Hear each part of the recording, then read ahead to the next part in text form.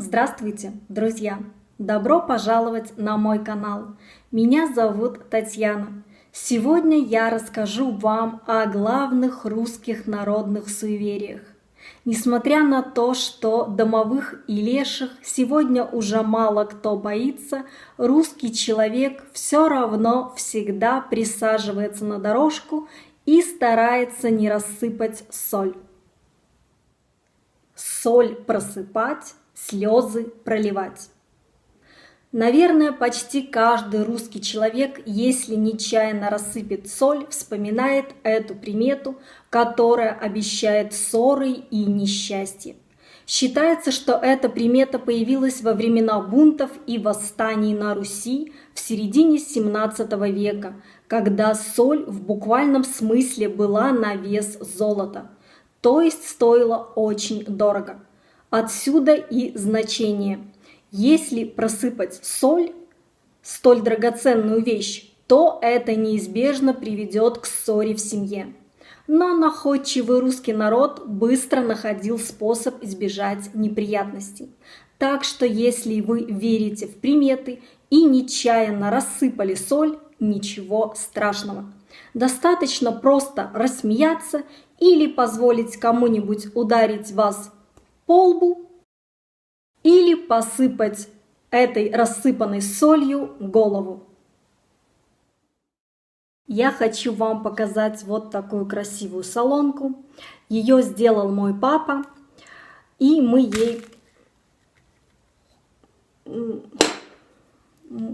ей пользуемся. И что теперь делать?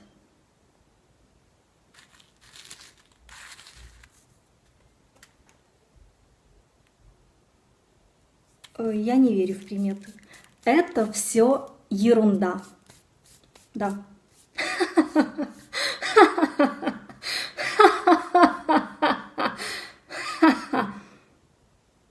Это все неправда. А позже стали шутить, что если еда пересолена, значит тот или та, кто готовил ее, влюблена в кого-то.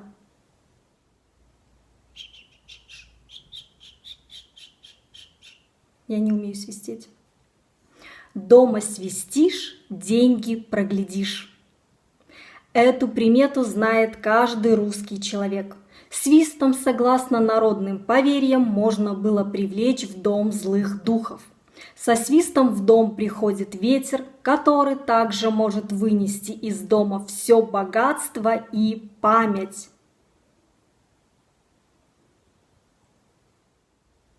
Одежда наизнанку к перебранке. Это значит к ссоре. Вопреки другим народам, в русской традиции надетая наизнанку одежда не обещает человеку удачи.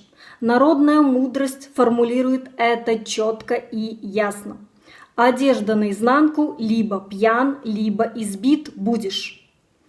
А плюнуть на платье нечаянно, терпеть наговоры. Это значит клевету.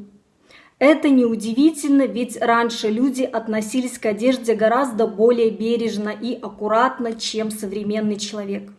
Иногда на одежде даже изображались специальные узоры, обереги. Кроме того, она часто была очень дорогой, и надеть ее как попало мог только бестолковый человек.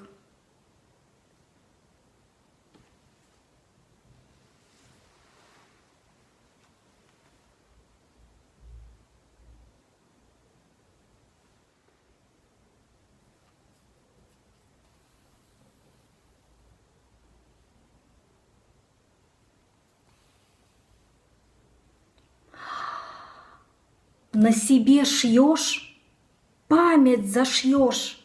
Еще одна примета, связанная с одеждой, предупреждает, что нельзя зашивать одежду прямо на себе, так как можно память зашить. Что это значит? Потерять память. Откуда появилась эта примета? Представьте себе, что вы что-то порвали и вам лень зашивать, снять одежду и нормально ее зашить.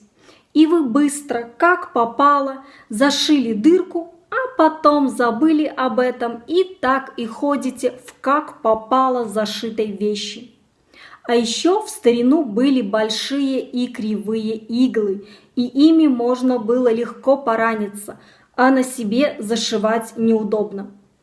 Однако и для этой приметы народ придумал противодействие. Чтобы обезопасить свою память, достаточно лишь взять нитку в рот, так что и к этому суеверию стоит относиться с юмором.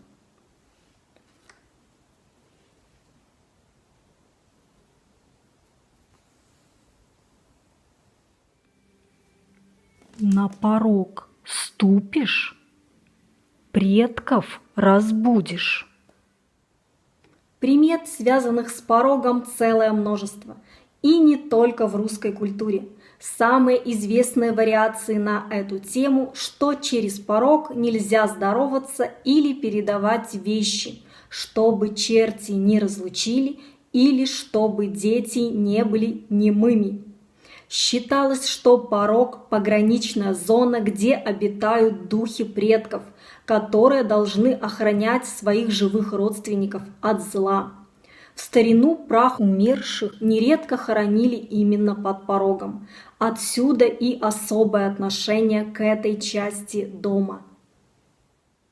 Бабий волос упадет, трава не растет.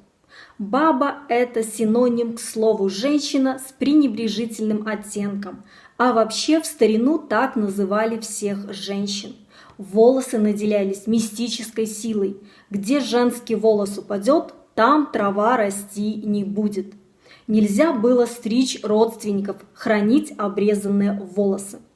Также бабушка говорила мне, что нельзя расчесываться на улице, потому что если птица совьет гнездо из твоих волос, то у тебя будет постоянно болеть голова. Считалось, что женщина не должна выходить на улицу в грозу без платка на голове, иначе ее могло убить молнией. К женщинам без платка с распущенными волосами относились настороженно. А вдруг это колдуньи?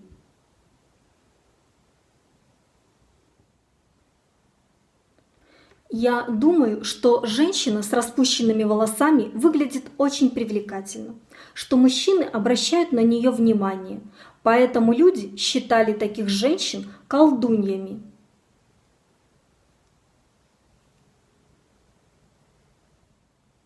На чужой след ступаешь, ноги теряешь. А вот со следами в русских суевериях все более понятно. Пройдешь по чужому следу, чью-нибудь болезнь подберешь или еще хуже – судьбу. В старину люди верили, что следы могут быть заколдованы, а уж если это сделал колдун, беды точно не избежать. Надеюсь, это видео вам понравилось и было полезным. Если так, ставьте мне лайк. Спасибо, что посмотрели это видео. Пока!